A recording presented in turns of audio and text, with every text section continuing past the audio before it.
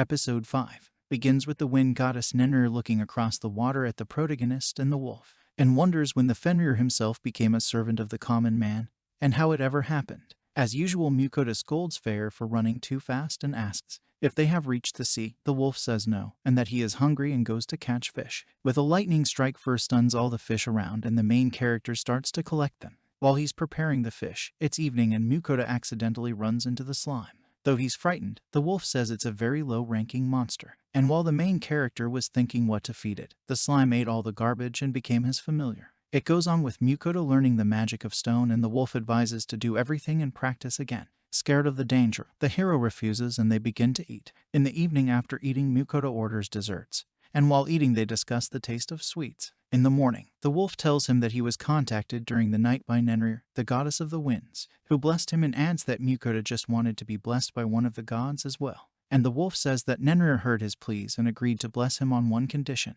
that the protagonist brings a weekly offering of sweets, except that Fenrir cannot give a full blessing and will give a small one. But even that will greatly improve all of his stats and give him immunity to many curses, and that he will be more easily given magic, but so that Mukoda will not forget the sweets. When giving offerings, the hero realizes that the goddess has a sweet tooth, but still starts praying to his new goddess to give him powers. The second he's enveloped by the light of the goddess, Fenrir, having received his gifts, rejoices at how delicious the sweets from her dreams are after all. The next day, Mukoda is surprised at how much stronger his magic has become, and he can throw stones faster and more precisely. Tired from his training, the protagonist sits down on the ground and eats chocolate, wondering where Fur has gone, just as the wolf shows up, and asks for chocolate too, as he is very tired during this time. Suddenly Mukoda's ear lights up and the goddess says this is a divine message for him, and that she wants an offering of chocolate and teriyaki. With a smirk, Mukoda asks if this is definitely a divine message and not that the goddess is just a sweet tooth. The goddess is like a little girl and begs him for all the sweets. After that, the wolf calls the main character somewhere and sits on him and runs away.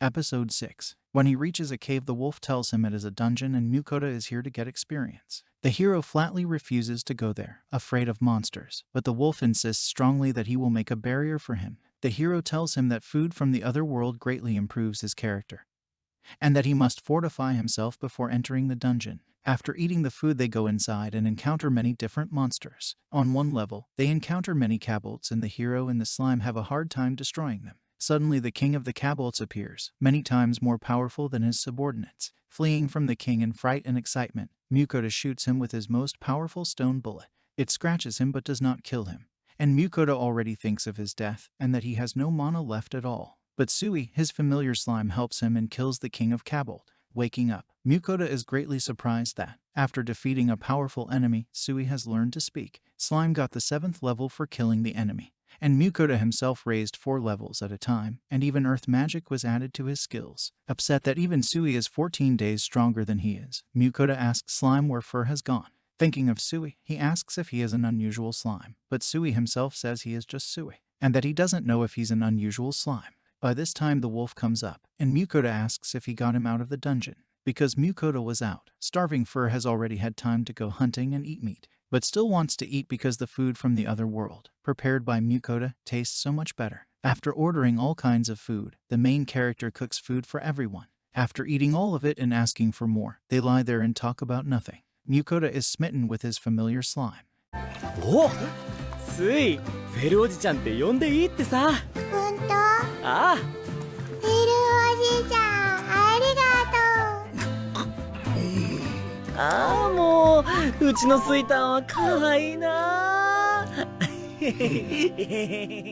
Episode 7 begins with Fenrir telling them that the area in the forest they're about to pass through belongs to Orpheus and Griffon, and that people usually try to avoid the forest. Surprised and at the same time with fear in his eyes, Mukoda asks if this is where the wolf wants to pass from. These monsters are in the forest all the time because they need a place to breed, and that there will probably be more than one of them in the forest. As they continue to run through the forest, a crowd of monsters rushes out at them, but the wolf says there's nothing to be afraid of, and in an instant chops one of them in half with his magic and they fall behind.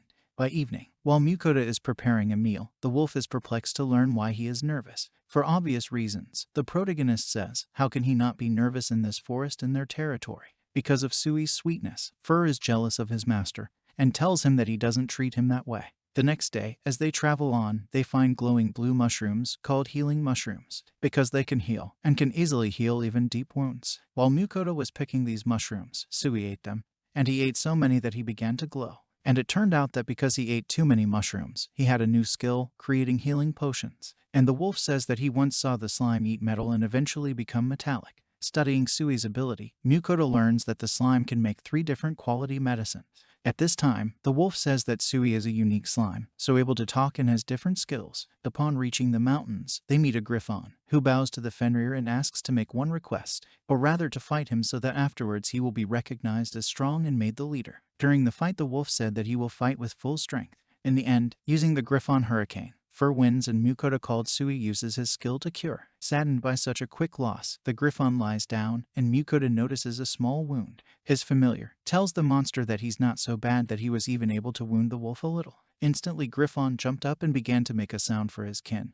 They fly in and this monster is recognized as the leader. In gratitude, the leader gives up one of his feathers and flies away. In the evening, hungry, Mukoto and his familiars eat the meat of the orcs. The wolf asks his master if he forgets to make offerings to his goddess. Mukoto, who has completely forgotten about it, feels uncomfortable, and the wolf is angry at him. The next day, after passing through the woods, they arrive at a clearing, and the main character says we are almost out of meat. Frightened by the lack of food, the wolf speeds off to find a road. On the way, they meet a wagon that was attacked. Mukoto promises the wolf that if he helps them, he will cook delicious meat for fare. Some bandits have attacked the caravan, and the wolf, having asked to cover his master's ears, runs up to the people and howls strongly, threatening the bandits that one more move and he will bite their heads off. Obeying, they drop their weapons. Lambert, the owner of the caravan, thanks them and asks in amazement if it is his familiar. Mukoto learns that Lambert is on his way to Carolyn's town, and says that it is his first time here, and decides to go with the caravan. Episode 8. As they walk towards the town, the caravan guards discuss the wolf, and a surprised Mukoto wonders, how is it that rumors are spreading so quickly around the world,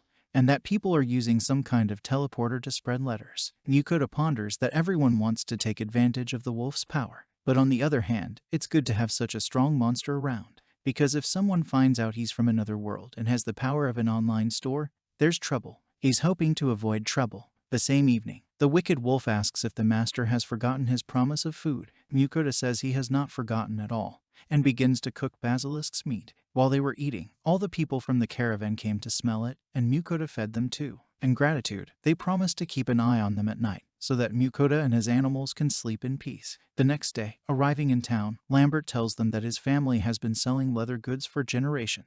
Next, coming to the guild, Mukoto learns that his membership has been revoked because he has not completed tasks for a month.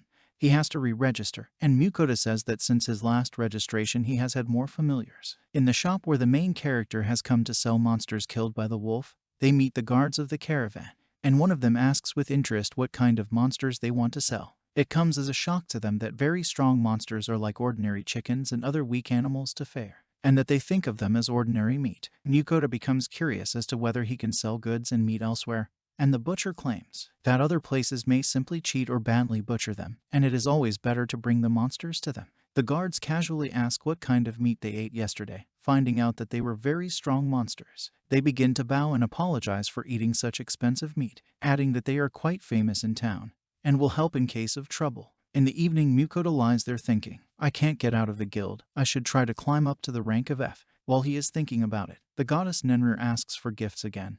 そうじゃ、お主の本文を思い出すのじゃ。町に到着したばかりで様々な用向きもあろうと待っておったら、わらわのことをこれっぽっちも思い出さぬとは何事じゃ。過去に対する感謝が足りんのではないか。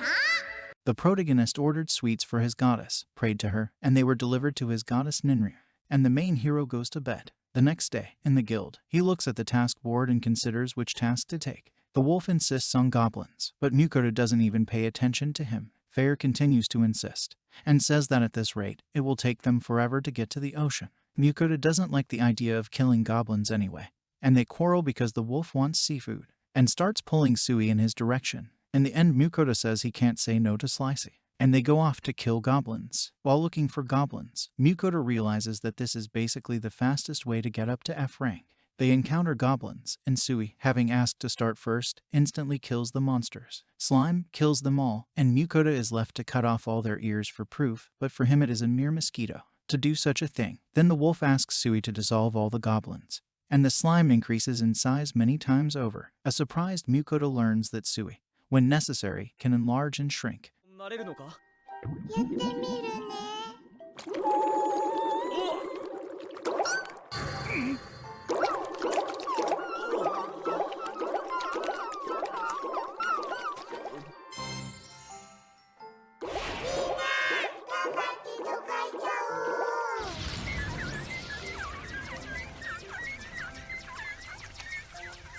So the slime eventually dissolves all the monsters. They then decide to order food, but memories spoil their appetite, and Mukoto wonders whether everything will be alright, as he calculated to rise in rank in 3 months and it turned out in 1.